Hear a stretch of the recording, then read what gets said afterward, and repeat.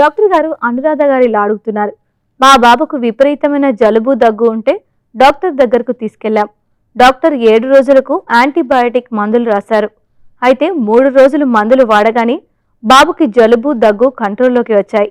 ఇప్పుడు బాబుకి రాసిన యాంటీబయాటిక్స్ మందులు మిగతా 4 రోజులు కూడా వాడాలా? యాంటీబయాటిక్ మందులు ఎక్కువగా తీసుకోకూడదు అంటారు కదా, సలహా ఇవ్వండి అని అడుగుతున్నారు. అనురాధ గారు, ఈ జలుబు దగ్గుకు యాంటీబయాటిక్ ప్రిస్క్రైబ్ చేశారు అంటేనే అది సింపుల్గా అలర్జిక్ కోల్డ్ కానీ వైరల్ కోల్డ్ కానీ కాదు.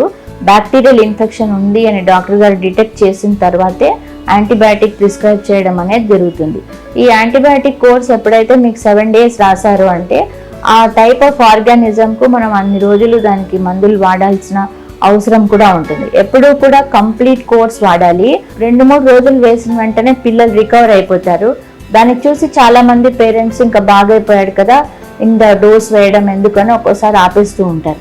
అలా ఆపేయడంలో ఏమవుతుందంటే వాళ్ళకి ఇన్కంప్లీట్ క్యూర్ వస్తుంది. తర్వాత కొద్దిపాటి ఇన్ఫెక్షన్ లోపల ఉండిపోతుంది. మళ్ళీ ఎప్పుడైనా ఈ యాంటీబయాటిక్ వాడాలి అంటే కూడా మనకు రెసిస్టెన్స్ అనేది కనపడుతుంది. మామూలుగా వాడే యాంటీబయాటిక్స్ రెసిస్టెన్స్ వచ్చింది అనుకోండి, మనం చాలా హయ్యర్ యాంటీబయాటిక్స్కి వెళ్ళాల్సిన అవసరం ఉంటుంది.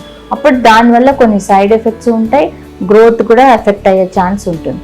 కాబట్టి మనం యాంటీబయాటిక్ థెరపీ డాక్టరే కనుక ప్రిస్క్రైబ్ చేస్తుంటే తప్పకుండా దాని కంప్లీట్ కోర్స్ వాడేటట్టు చూడండి.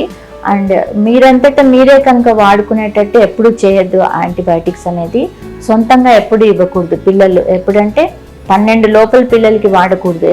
వీటి వల్ల కొన్ని ఈ టీత్ దంతాల ఎరప్షన్ సమయంలో కానీ లేదా సరైన గ్రోత్ కానీ లేకుండా ఉండే ఛాన్స్ కూడా ఉంటుంది. తప్పనిసరిగా మీరు 7 రోజులు ప్రిస్క్రైబ్ చేస్తే 7 రోజులు వాడి పూర్తి చేయాలి.